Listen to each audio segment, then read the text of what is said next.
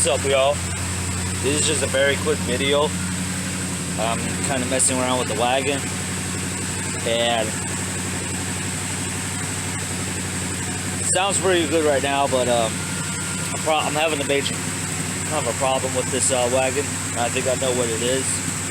When I first bought the wagon, it was running pretty good. It had some sour gas in it, but it was still running relatively well. And I figured that would clear up, but all of a sudden now the wagon's just randomly flooding out on me. Hard starting, partially because it's a little cooler out right now, so the choke might be a little off adjustment, but you know, pretty much I'm not able to, I'm a little too nervous to drive this from here to work and back. I'm taking it up the street a couple times and it does relatively well, but you know, if I let it sit and idle for too long, right now I have a force in a bit of a higher idle.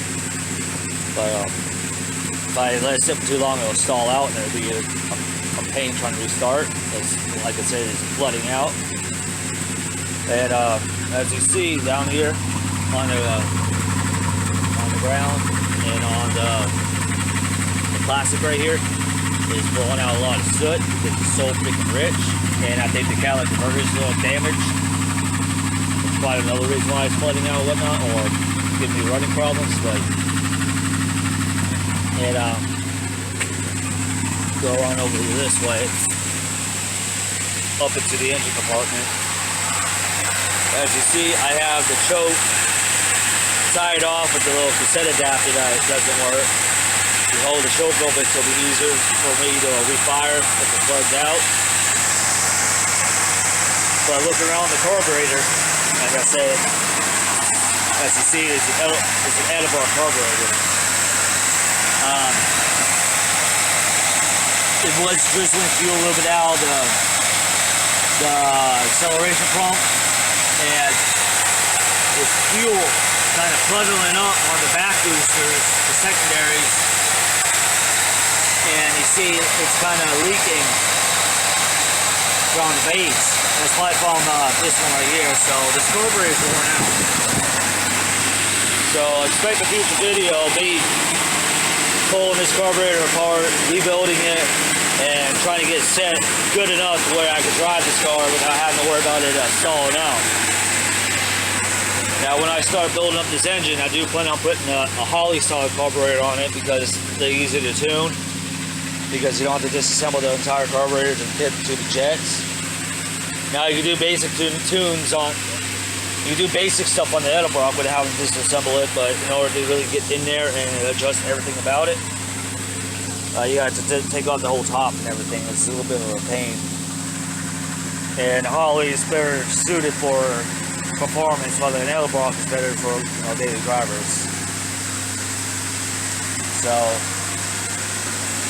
yeah, I'm gonna hit the gas and it'll go down to the cold idle or a hot idle because I get the choke locked off.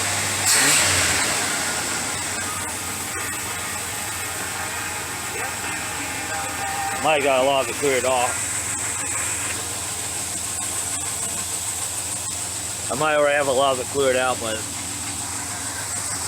after a while it starts stumbling and choking out. Now I gotta do the valve cover gaskets on this thing too. That's what all the smoke's about.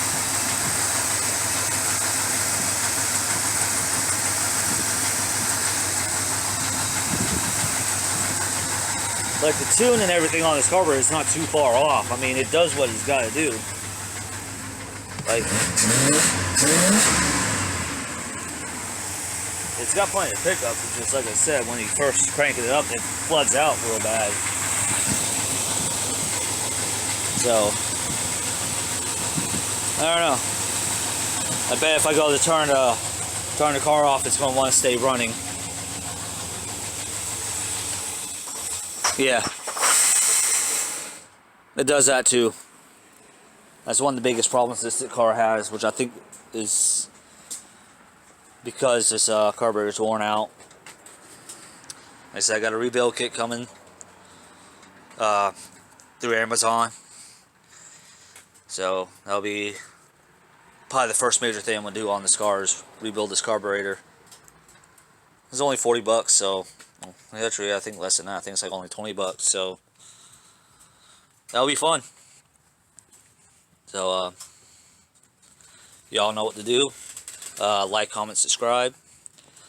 My username for Twitter will be in the description. If you want, go ahead and give that a follow. And just basically be safe, have fun, and don't forget to tip your waitress.